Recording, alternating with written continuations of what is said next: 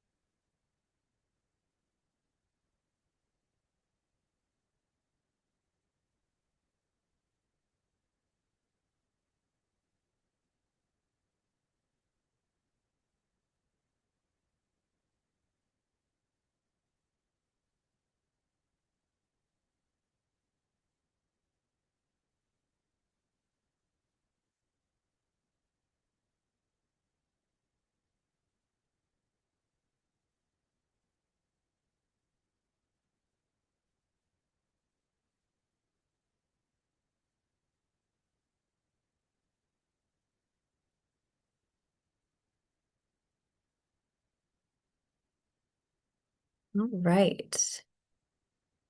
All right. So good evening, everybody. My name is Annie Regan. I am the Senior Campaigns Director at Penn Future. Penn Future is an environmental nonprofit in Pennsylvania working to shape environmental policy at all government levels. Our goal is to ensure everyone has a stable climate, clean air, pure water, and a responsive democracy.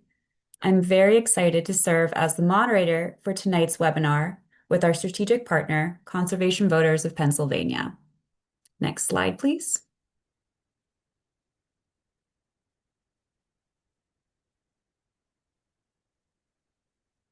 Sorry, technical difficulties.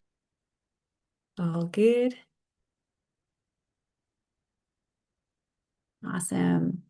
So before we get started, I wanted to go through a few nuts and bolts for our webinar tonight. If you would like to enable closed captioning, please look to the bottom of your screen. You will see the word captions. You can click that and then click the option to enable closed captioning. After the event, we'll send an email to everyone with the recording of the presentation, as well as links and resources shared in the chat. We will hold questions until the end. Please feel free to add questions in the Q&A section as we go along, and we will try our best to answer all of the questions. Allegheny County Civic Engagement Coordinator Natalie Davidson is leading technical support tonight, so please feel free to note if you have issues in the Q&A section or send a chat message to the hosts and panelists for this webinar, and she will provide Zoom assistance. Next slide, please. Awesome. So before I pass it over, I wanted to introduce you all to our energy team. This includes myself as Senior Campaigns Director and my colleagues Rob Altenberg, Penn Future Senior Director for Energy and Climate, and Donna Kohut, Penn Future's Policy Manager for Sustainable Economics. This team works on submitting technical comments to regulatory agencies, testifying at legislative committee hearings, drafting legislation, producing reports and white papers, and much, much more. If you have any energy-related questions, please feel free to reach out to me directly. My colleague Donna will put my email in the chat. Next slide, please. Next, I want to introduce our amazing Joint Government Affairs team, led by Penn Future's Director of Government Affairs, Adam Nagel, and CVPA's Political and Legislative Director, Katie Bloom. This team is working in Harrisburg to ensure sustainable and forward-thinking energy legislation is prioritized. Their team includes Tim Hayes, State Policy Manager, Julia Warner, Advocacy Manager, Ren Gainey, Advocacy Manager, and Matt Sultan, Federal Policy Manager. Next slide, please. And in just a few minutes, we'll hear a few introductory words from our executive leadership of both organizations, including Patrick McDonnell, CEO and President at Penn Future, and Molly Parzan, Executive Director at Conservation Voters of Pennsylvania. Now to kick us off, let's hear from Pat. Great. Thank you so much, Annie. I'm Pat McDonald. I'm the president and CEO of Penn Future. Just wanted to take a moment to thank you all for spending some time with us here tonight. Happy to kick off the conversation. As Annie said, this topic has been an issue for both of our organizations, Penn Future and CVPA. I don't think it's any secret. Pennsylvania is finding itself in an energy crisis.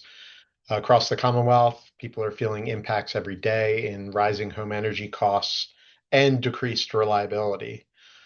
Pennsylvanians are paying more every month for the electricity they depend on, while state leaders continue to delay urgently needed reforms.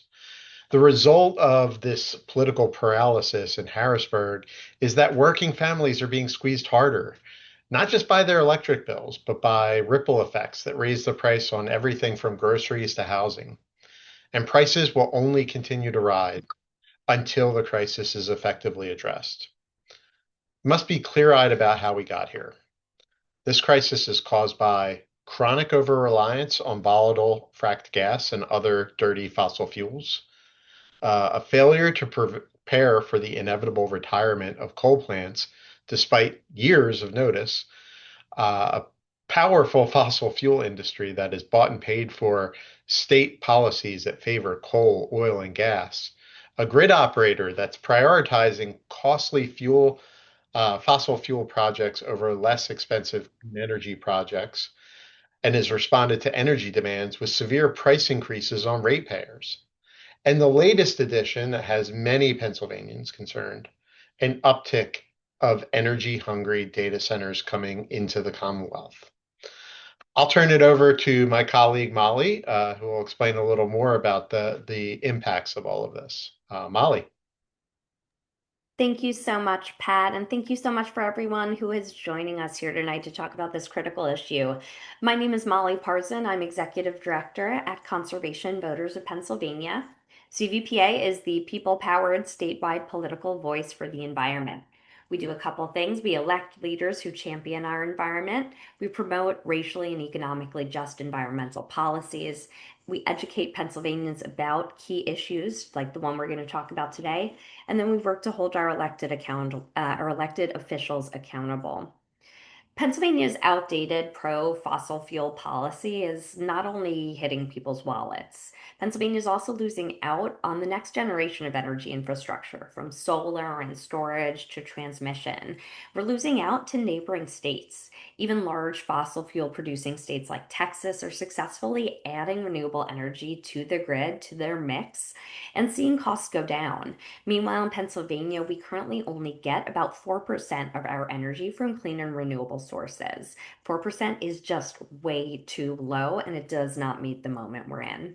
This over reliance on fossil fuels is having devastating consequences too. In recent cold weather events, over 70% of Pennsylvania's gas plants were not able to run as expected, causing grid instability and significant price increases. This is really a pivotal moment we're in. And despite what some legislators and oil and gas CEOs and their allies say, more fracked gas, increased pipeline infrastructure, leaving the regional greenhouse gas initiative, these are not solutions. This is a pivotal moment and it's also a personal moment. I got my energy bill the other day and it was twice as high as it usually is this past month. My father called me today and he told me that his bill this month for a relatively small home, paid for by two retirees, topped out at over $1,200 for 1 month. That is completely unacceptable and unsustainable. Pennsylvania has a choice to make. We can either cling to a fossil fuel dominated past that is growing more and more expensive and less reliable, or we can chart a better, bolder new path, a path that prioritizes tested, affordable, clean energy solutions.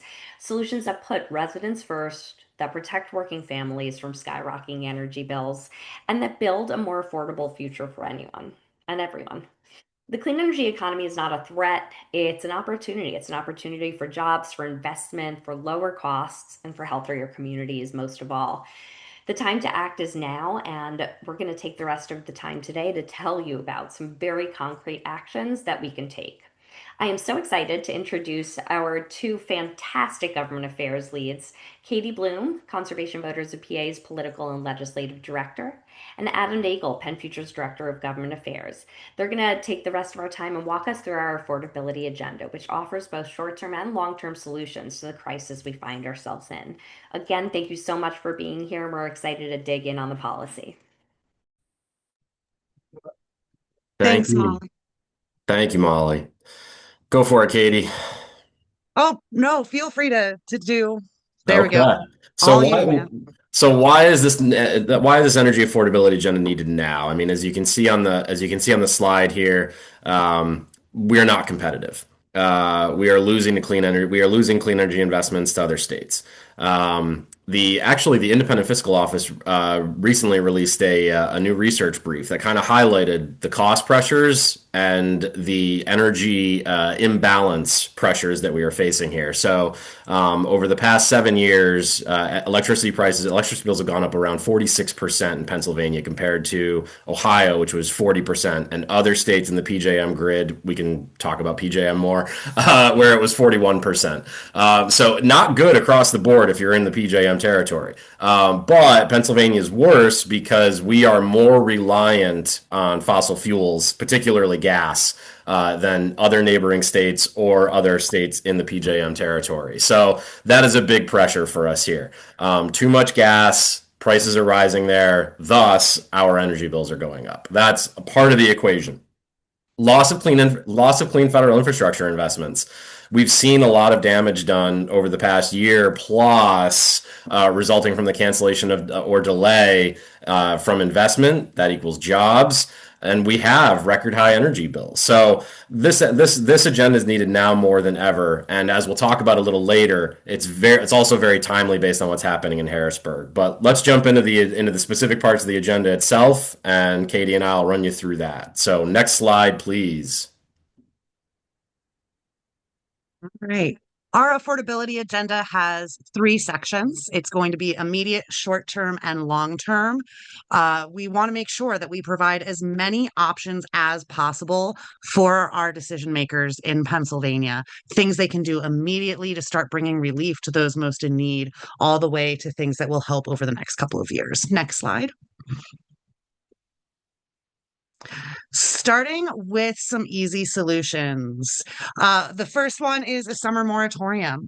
I don't know if any of you on here have ever been struggling in life, but there is an opportunity not only to get LIHEAP, low income heating assistance funding, but also to have a shut off moratorium during those cold winter months. And that is really important, especially for people really, really in need, especially as we are seeing the effects of climate change and more extreme weather that is happening. And what this would do would be a summer moratorium, because as we keep seeing this extreme weather, this would be a really good opportunity to help low income folks and folks who need that extra help, or folks with medical conditions, etc., keep their electric from being shut off in the summer. Think about if your grandmother is diabetic and she's on a fixed income and needs to pay on a budget plan, but she's got to keep her insulin refrigerated. This is going to be a great thing. There's also reforming the DCED energy program. They haven't had great policies.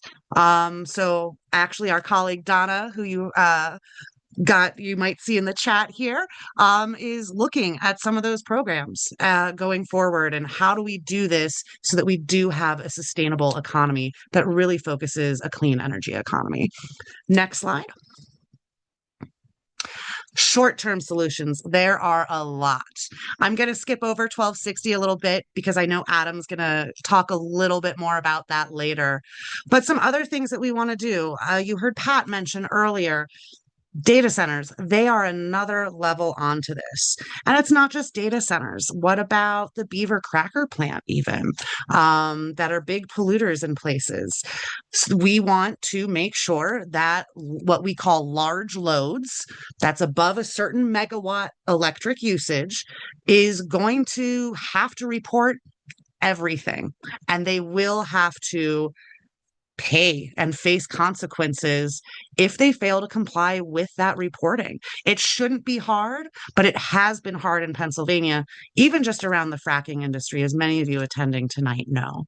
Another thing is, what about clean infrastructure siting? We need to get solar on the grid. We know that solar and battery storage are going to help bring down those costs. And this is a short-term solution. We need to build these things.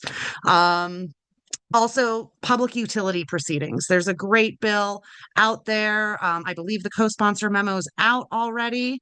And we are going to want public participation. Public participation is so hard when we're dealing with confusing regulatory entities. You have to go through 6 pages just to figure out how you can make a comment there. And how do you find out it's time to make a comment?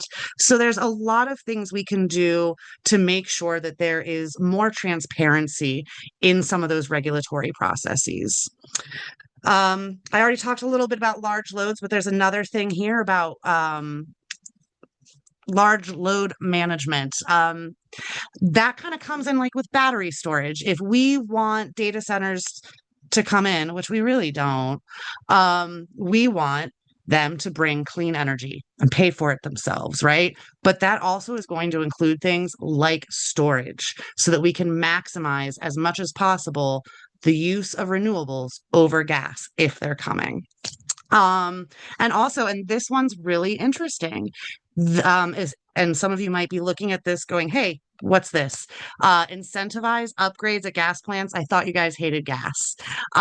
This one is actually really interesting, and we're actually pretty excited about it because as we have a lot of decision makers in this state that do think gas is a solution, even though we know it's not, there are things that our existing gas plants can do right now, including just simple weatherization or co-location with renewables, like adding solar and storage to the same facility site, that can generate more electrons on the grid just by making them have better plants. That seems like a pretty simple solution. And maybe some of those pro-gas decision makers might be able to go for something, even given the nature of our legislature. So I'm going to go. That is immediate and short-term solutions. I'm going to kick it over to Adam to dive into some of the longer-term stuff. Thanks, Katie. Next slide, please. All right. So long-term solutions. I'm really going to focus on one of these here. We've been talking, Penn Future, CVPA, we've been talking about this for a very long time. Updating Pennsylvania's energy portfolio standards, our alternative energy portfolio standards. First passed in 2004, amended in 2008. At that time, the alternative energy portfolio standards were ahead of their time. Since then, not so much. Other states across the country have adopted renewable portfolio standards or alternative energy portfolio standards that go far and beyond what we originally had here in Pennsylvania, and we have failed to keep up as a result.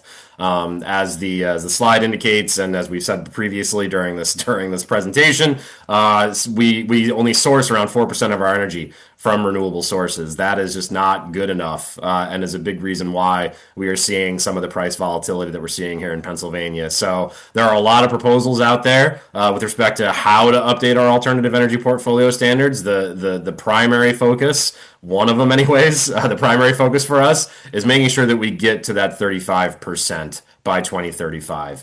We believe it is still doable. We are clearly running out of time, but with progress that other states have made, no matter where they are, they have been able to spin up more renewable energy in a very fast amount of time. So it's still doable. We need to fight for 35 by 35, increase our energy production, better balance our energy portfolio to help bring down prices and costs for consumers. Next slide, please. All right, so we've thrown a lot at you in this energy affordability agenda. We have a bunch of things that are already moving that are related or semi-related to what we're talking about here. And so we'll just do a very quick rundown of what these bills do and where they kind of stand in the process. So the first one, House Bill 1260, that is the solar ready warehouses legislation currently sponsored by State Representative Rusnak. So this was a bill that Penn Future co-authored with former state representative, current Lehigh County executive Josh Siegel. It was introduced last year. As of this moment, it is almost through the House. We moved one step closer last week to securing House passage. We need one more vote in order to do that, which we hope will take place in March. The bill is very simple. Two parts. First part requires that 40% of a warehouse roof or distribution center roof essentially be built to withhold the weight of solar panels. So 40% of your roof, if you're a warehouse or distribution center above a certain square footage, you have to make sure that your roof can hold the weight of a solar panel or mass group of solar panels. So that's part the first. Part the second provides an optional local authorization for a tax break for existing structures. So if you are a warehouse that already exists and you did not build your roof to withhold the weight of solar panels, you can get a tax break potentially from your local tax authority on the cost of upgrades up to a certain amount. So we want to that really serves as to incentivize existing structures to come up to the code that we believe they should, to help use these tens of millions of square footage that we have across Pennsylvania currently sitting empty. These massive warehouse structures that are in Northeast Pennsylvania, Southeast Pennsylvania, Central Pennsylvania, Western Pennsylvania, they're everywhere. So we want to make sure that we can leverage these facilities to help harness a clean energy future here in Pennsylvania, and they are able to do that. They can do that. We should demand it of them. That's what House Bill 1260 does. And again, we are hoping to get that moved over to the Senate in the next couple of months. The next one I will touch on very quickly. We're going to go out of order down the line here. So we're going to go bookend. One end of the book to the opposite end of the book. So PUC Public Interest, House Bill 2184. This is a bill that was brought to our attention by Representative Danielle Friel-Otten. So she came up with this idea from similar legislation in West Virginia. Penn Future, we helped her draft it to fit into Pennsylvania's utility law. So within Pennsylvania utility law, that's Title 66. If you are like me and want to know that, it's a very in-depth. It's very long. Within Title 66, public interest is mentioned 2 or 3 dozen times. It's mentioned a lot. The PUC has to consider public interest in all of these different kinds of proceedings and decisions it makes. But it's never defined. So what this legislation does is it simply defines what public interest should be, or what some of the factors are that we think there should be, and what Representative Friel-Otten feels they should be. So things like renewable energy, things like energy efficiency, things like considering cost ramifications for low-income customers, things like environmental justice. All of these things are factors in this proposed legislation. We are hoping that we can get a committee vote on this sometime this year. It's a really important bill. We think we should be defining what public interest is, and we need to have a forward-looking approach to that here in Pennsylvania. And we are very high on this bill, hoping to get it moving sometime in the near future. This was a new one, really just introduced within the last 2 weeks. So this is almost an up-to-the-minute update for all of you who joined us here tonight. With that, I will stop talking again and turn it over to Katie. All right. Thanks, Adam. I'm going to talk about 3 other bills. One, to kind of go back to data centers. And I do want to be clear because I realize a lot, and we've been noticing this, a lot of the public, I'm just going to take a moment, doesn't understand what we're talking about when we say data centers. For people's reference, there is a data center in Center City, Philadelphia. Who knew? But what we're talking about, those are like 5, 10, 15 megawatt facilities, right? But what we're talking about when we say data centers, it's AI data centers or hyperscalers. You'll also hear that term. Those are 1,500 megawatts, 4,000 megawatts. That's what we're talking about when we're discussing data centers. We still need those small data centers to be on Zoom right now. So there's two different types of data centers that people might be talking about. Anyway, back to data centers. There is a data center reporting bill from Representative Mullins. And what this is going to do is require DCNR to collect reports from data centers about their water usage, their energy usage, all of it. If they don't report, they have to have a penalty. One of the big things that's happening with data centers is we don't know sometimes what's real. A data center could way lowball their energy usage, their projections that they give to our grid operator. They could lowball that. They could lowball their water usage. They could also maybe even go too high. Maybe they're overestimating the development they could do. We need some real information about how these data centers operate so that we can continue to put appropriate guardrails around it. Another one is a data center model ordinance bill. And no matter what other folks might be saying, there's a lot of misconceptions about this one out there right now. I want to say that a bill where the Data Center Coalition and Industry Coalition for Data Centers doesn't like this bill, I'm probably going to like it. And you can see that testimony from the Energy Committee the other week. And Penn Future, our colleagues here, Pat even testified there are some fixes that we could make to this bill. We can talk about having stakeholders help inform this process so that we can make sure that it is as many guardrail options as possible, especially with some voice of some of the environment participating. And I'm going to lift up, because I'm going to be there in about 35 minutes when we're done with this webinar as a local elected official myself. Model ordinances are so important. Pennsylvania, I think, is ranked second in the country for the number of municipalities in a state. It is a lot. It's like almost 3,000. That's a ton of municipalities. And I know small municipalities like mine, we don't have the resources, we don't have the funds for fancy lawyers and all of that. So we rely on wherever we can find model ordinances. In fact, shout out, I believe it's March 10th, we'll be having another webinar around local ordinances. And I recommend folks come to that. But it's really good, the state as a statewide presence, if we can get folks to go forward, they have a wider audience. It's going to be a lot easier for people to access a model ordinance. We can make some amendments about who's involved and things like that, and Penn Future's already testified on that. But as a local elected, I'm pretty excited about having more tools in my toolbox, even if I don't use them. And the last one that I'll talk about in terms of active legislation is a clean manufacturing bill, and this is from Representative Fiedler. And what this does, you may have heard our organizations talking about the EDGE tax credit. We've been pretty neutral on it over the years. There's some things in there we don't like, and there's some things in there we do like.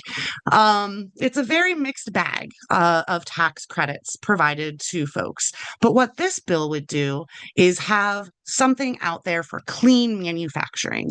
One of the things that we know, especially without the IRA, is we need to spur clean manufacturing, whether it's the manufacturing processes themselves or things that will clean our environment. So this could be anything from clean steel programs for that large scale industry to making sure, heat pumps and things like that. If you are doing that kind of work in Pennsylvania and it's benefiting clean industries, you could be eligible for a tax credit.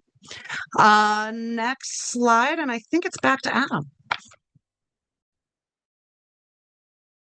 Okay, so all of this takes on even more meaning currently because of where we are in the calendar as it relates to the legislative process.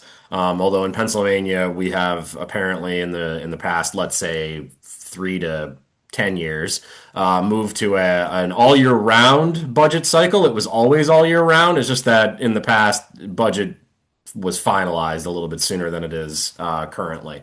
So where are we in this process, and how do all of these things that we have talked about over the past 20 minutes or so relate to the budget process? So if you look at the image there to the I don't know. The image there on the screen. We are currently at the part where governor submits budget to legislature. That also just happened last week. And we are entering the phase of legislative review and enactment of budget, which by law should happen by June 30th. Typically does not happen by June 30th anymore. As folks who've been paying attention know, budget ended in November last year. So hopeful for June 30th, but never expect it. So the other piece about budget that's important is that this is where a lot of legislative horse trading happens. And this is where a lot of legislative items or other items come into play, where the Senate, the House, and the governor come together to agree on how to move forward on some things that may or may not be related to how much money or funding a particular department gets. This year, we think there will be a significant emphasis on affordability, on data centers. And I think, for those who heard the governor's budget address or read about it or saw some clips of it on social media, that he talked about a couple of those things quite a bit. So, what we have just gone through as far as Penn Future and CVPA's affordability agenda, these are the principles that we are fighting for throughout this budget season, so that hopefully when we get to the part where there's enactment of a budget, whenever that happens, if there are legislative trades or bills become law as a part of the horse trading that happens in Harrisburg around this time of year, that our these principles are represented to the best of our ability. That also requires help from everyone here tonight and everyone who receives emails from both of these organizations. It also relates directly to an event that we are hosting in May. So if we go to the next slide, I think I did that right. Oh, look at that. I did. Go ahead, Katie. I stole some of your thunder, but go for it. That is fine. Come join us. You will be hearing soon from our amazing civic engagement team. Any of us at both organizations. The government affairs team is really excited to have our now second annual lobby day on Monday, May 4th in Harrisburg. We are going to be talking about all things energy affordability. I am also working on convincing our digital teams to make, it's May the 4th be with you if you're a Star Wars fan. So maybe we'll have something fun there as well. But we do encourage anyone who is able to make it to sign up to join us at Lobby Day. You are on our email list. You'll be getting that information in the coming weeks and months and updates there. And for folks who might not be able to go to Harrisburg and lobby in person, now that we have one under our belt and we're learning things, we're going to have some other options and ways for you to participate. And even if that's maybe you get to meet with your legislator actually in your district if you can't travel all the way to Harrisburg. And we'll be in touch about all of those opportunities.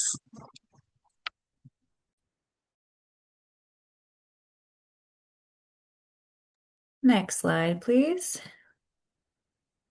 All right, so thank you to both Katie and Adam. That was a lot of information, and we will definitely make sure to follow up with the slides and links so that folks have that to really dive into the material there.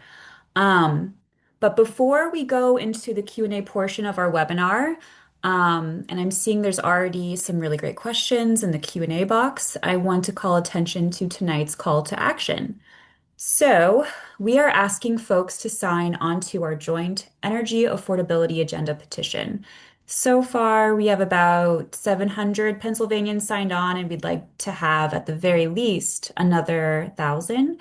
And then we will present this petition to our statewide decision makers to let them know that Pennsylvanians are ready for energy affordability solutions. If you already signed on because you're on our email list, we want to thank you so much for your support. We also encourage you to share this petition with your neighbors, coworkers, friends, family members, or anyone who wants to see a pathway to cheaper energy bills and a more sustainable future in Pennsylvania. So, my colleague Donna will drop the link in the chat. And here we also have a QR code that you can scan your phone. And then we have a link. And just wanted to note that this link is caps sensitive to the capital letters. So make sure that the cheap clean energy PA, each word is capitalized. So just take a moment or two to sign on, or have that link ready to share with your network. And we hope to have an update by the end of this month to see where we're at for this petition. So thank you so much. We'll wait another minute and then we'll get right into the Q&A.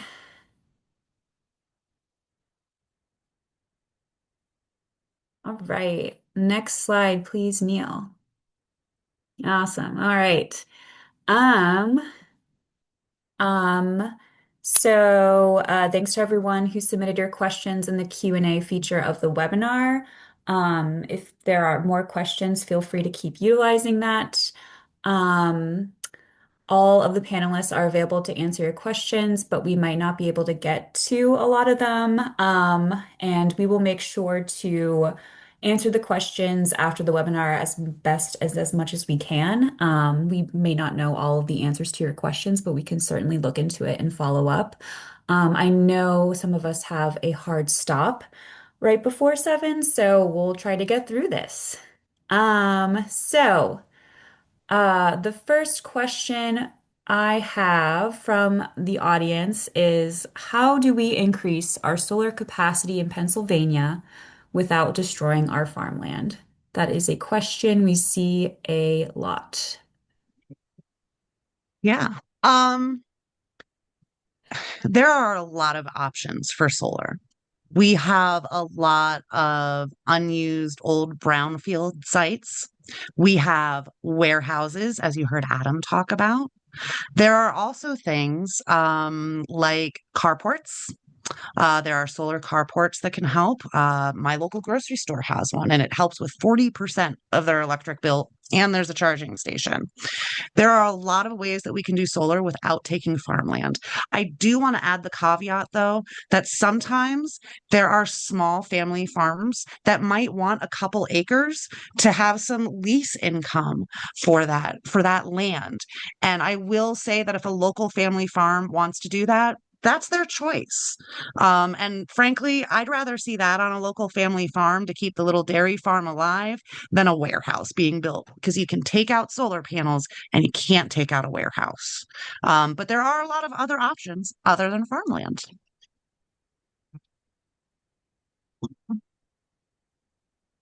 Awesome. Moving on to the next question.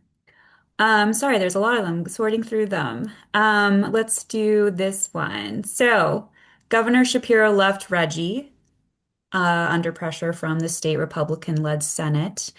I am still waiting for something to replace it, whether the lightning plan or something else. Is Governor Shapiro truly supporting an all of the above strategy, or is he giving renewables lip service and tilting the tables toward natural gas?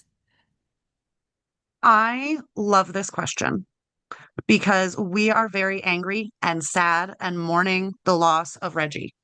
And we are continuing to talk to the governor's office and legislators about it because not a lot can meet what Reggie was going to do in terms of investments that we could have made in clean energy and our communities, as well as the carbon reduction.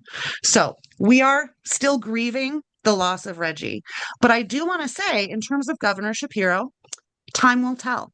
In terms of our legislature, The time will tell. And that's part of what our energy affordability agenda is going to be doing. We need to make sure, and this is, I think, where a lot of you also come in, we need to let the governor's office and our legislators know that things like this energy affordability agenda and being really, really pro environment this time around when it comes to our budget process is going to be really important. So, yes, we're mourning that. Time will tell about the governor. He's had some social media posts talking about all of the above energy. And yes, it includes renewable energy, but that's a social media post. And we want both the governor and our pro environment legislators to really step up. And if they want to do something in the budget, they've got about 5 months, and we'd love to see it. Thank you, Katie.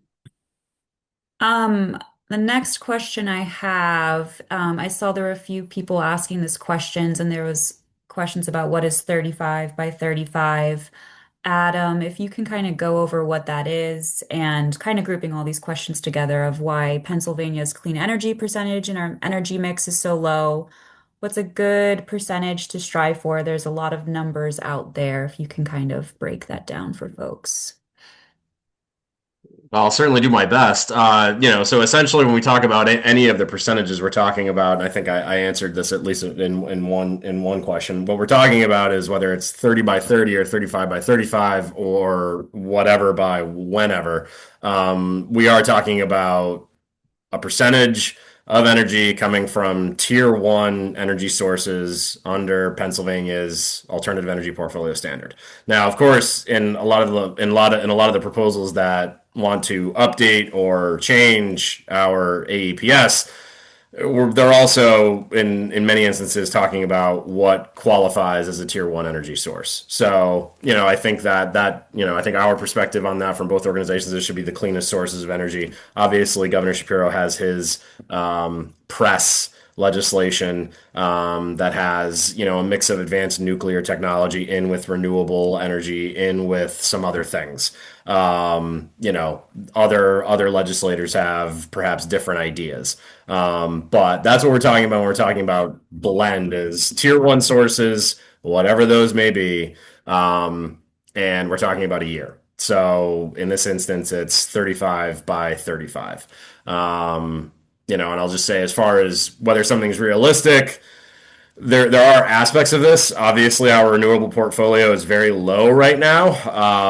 I think even the most optimistic of us would say that 35 by 35 is a really good number if we can get there. Anything above and beyond that, time is running short. So there is sort of a technological and financial and economic calculation that has to go into all of that. 35 by 35 is a really good number. It would help balance out our energy portfolio significantly. That would essentially take us to roughly because if you think about it, currently we're at roughly 60% gas, and then 30% nuclear, and then 6 or 7% coal, and then 3 or 4% everything else, mostly renewable. So to get from 4 to 35 is going to it's going to take a lot of work. We can do it. We believe we can do it, and we will if we can pass legislation that actually requires it. But ultimately, there are some challenges there simply based on how far behind the curve Pennsylvania is. So we need a number that reflects better balance, but is also feasible in a lot of ways. So that's the only way I would frame some of this conversation as well. Thank you, Adam. My next question is that someone asked, why does one part of this agenda support gas plants? I think we talked about that. If we could just reiterate that gas plant efficiency aspect. Yeah, I think it's important to note that it supports more efficient plants. So, and this goes back to part of the equation of why our bills have gotten higher because what is it? I forget. I think it's 20% have to do with the PJM capacity market. Luckily for me, Penn Future and CVPA have done a lot of work on what PJM and the capacity market are over the past year. So if you have questions, I'm sure we have links to previous webinars or materials that no one knew I was going to cite here, that we can provide after to folks about what the capacity market is and what PJM does. So I am not necessarily going to rehash all that here, but the capacity market has a sizable influence on our bill. So why am I raising the capacity market with gas plant efficiency? So what happened in the aftermath of other cold streaks like we're currently still going through this month and the end of last month happened in 2022 with Winter Storm Elliott. And at that time, there were significant gas plant outages that almost led to blackouts across Pennsylvania on Christmas Eve, I believe, if I'm remembering correctly. So PJM in the aftermath of, and then Texas is another example. I saw someone raised Texas in the Q&A as well, where this happened in 2021. So one of the lessons that PJM learned is that gas plants are not necessarily as reliable as they once thought. So they rated them very highly prior to them taking a look at this and saying, well, we may have erred there and we're going to correct the mistake.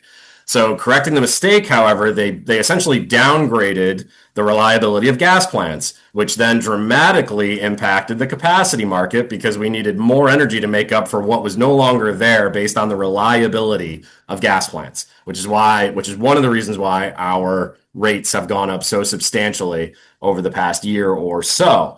So one thing that you'll hear from legislators and industry across Pennsylvania is that we need more gas plants in order to provide more energy. That does not fix the capacity market or reliability problem. That only, it's either net neutral or a net negative. All right. So when it comes to just reliability, one way to increase reliability for gas plants is to incentivize or mandate them to essentially weatherize, like Katie mentioned earlier, co-locate with renewables. We're already seeing this from elements of industry as there was the deal between EOS in Southwest PA and Talon to essentially do something like this that Governor Shapiro himself touted in the last quarter of last year, I believe. So where you can pair a gas plant with batteries and renewables for storage components. So, this is already happening. We would like to see it be supported industry wide because what that does is it increases reliability rating for gas plants and it decreases your bill. So we don't have more gas plants, we have more efficient gas plants for what we already have. And I think that's an important distinction to make. We are asking for better versions of what we have, not more of the worse versions of what we have. So that's where that distinction comes into play. More efficiency, lower bills. Thank you. We'll have a few more questions. Okay, so can you explain the summer moratorium and how can we push for that? Yeah, so I think I explained it well enough earlier, but just to refresh, December 1st to March 31st, we have an existing moratorium during those cold months. What we want to push for is a summer moratorium. Air conditioners, fans, all of those things that help keep us cool and safe and healthy during those really hot summer months as we are seeing that not extensive, I'm sorry, more extreme weather pattern changes. These things will help those who are most disadvantaged, people of low income, people with medical needs, as I had mentioned earlier. Your grandma might have insulin she needs to keep refrigerated. That is also important during those high summer months when the usage that is one of those spike usages where people see those higher bills. It is the summer months, the hot summer months, and the cold winter months. One way you can help is to start advocating right now. There are some things out there. There's various pieces of legislation, but you all have your own elected officials as well. And just saying, hey, I don't know if you know that this is a possibility. We can mirror the existing authorizing legislation for winter moratorium to a summer moratorium. Why not do that? So you can go ahead and talk to your legislator right now about it. It would be cool to see that maybe happen before the summer. Thank you so much. We'll do two more questions or so, so we can go over next steps. Another question that I'm getting up from a few people. Interconnection delays are a major bottleneck. Are there specific reforms Pennsylvania could adopt to speed up solar plus storage deployment without compromising grid reliability? This is a very large question with a couple components. Um, I will say to answer the latter part of that question, and Adam chime in. To answer the latter part of that question, a lot of the legislation that we're talking to could help speed up that solar and storage. One of the things when PJM, our grid operator, reports out, they talk about solar and gas and storage, and they talk about it separately. They really should start talking about it together, and that might make a bigger impact. Another thing with the grid bottleneck, there have been some reforms suggested. There's a great working group here in Pennsylvania that both CDPA and Penn Future are part of.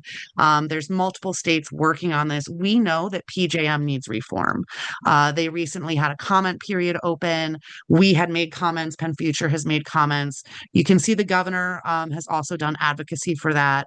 And we also had a bill pass the House, and again, TBD on if the Senate picks it up. But even just transparency from our grid operator would be nice. We would love to see transparent votes. We want to see how their board of governors is voting, because we also know that it's not necessarily a board made up of all environmentalists who are trying to push these things.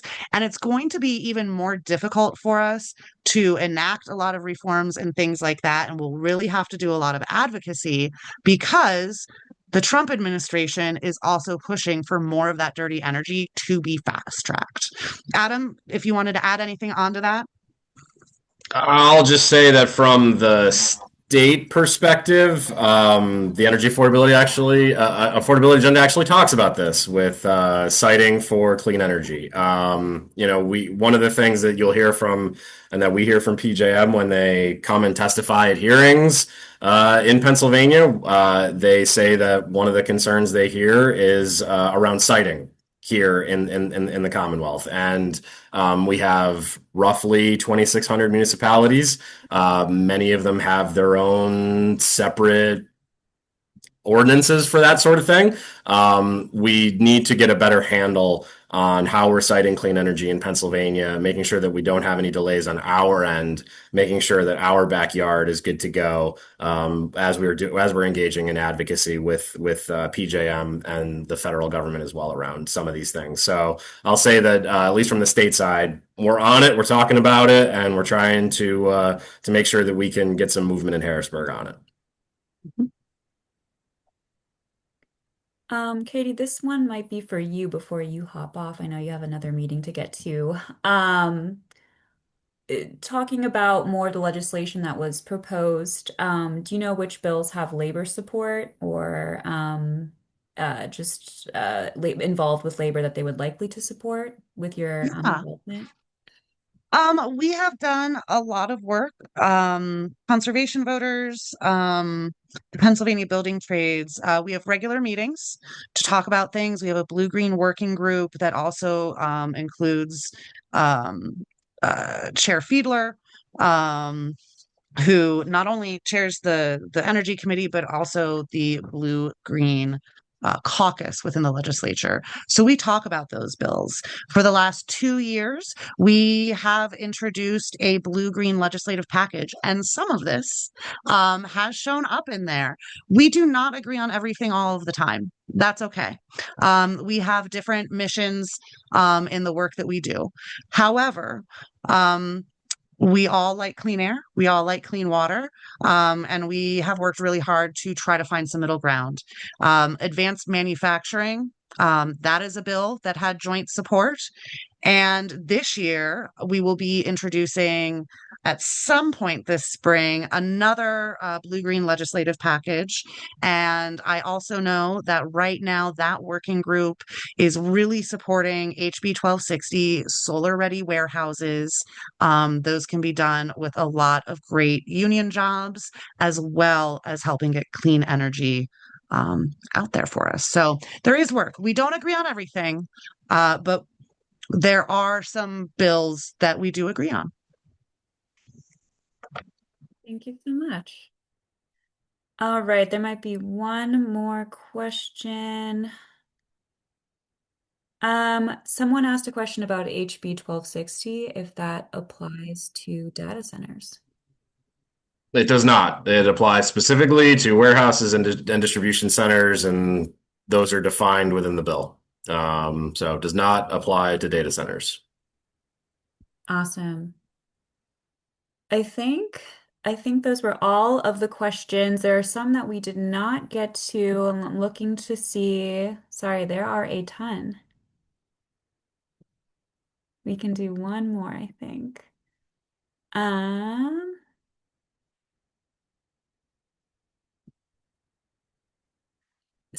I guess this is a good one to end with. A lot of folks are asking about tracking this legislation to ensure that their legislator is voting the right way. There's a website to kind of see the process of where things are going legislatively, but I would also just really suggest that folks subscribe to Penn Future and CVPA's email list where we kind of alert folks when it's critical to reach out to your legislators. Um, but we can also send in the follow-up email the link of where you can kind of track to see where certain legislation is going. And I will also make sure to have all of the slides here and the list of all the bills that we're having in our energy affordability plan. And it won't be on you to kind of keep track it. You can rely on our organizations to alert you when is the time to reach out to your legislator. So hopefully that's less work on you and you can kind of take our letters, our action alerts, and we'll let you know when we have lobby meetings. And there might be upcoming webinars, events, depending on how legislation is moving. So, um, thank you everybody for spending your evening with us, an entire hour, and for your questions. There are some questions that we still haven't answered, and I will work with my colleagues to see if we can find answers and follow up personally. Um, but if anyone has any other questions in the meantime, you have my email. And we hope you can elevate our energy affordability petition, join us for Lobby Day, um, and subscribe to our newsletters to stay informed. So thank you so much. Have a good evening, and we'll talk soon.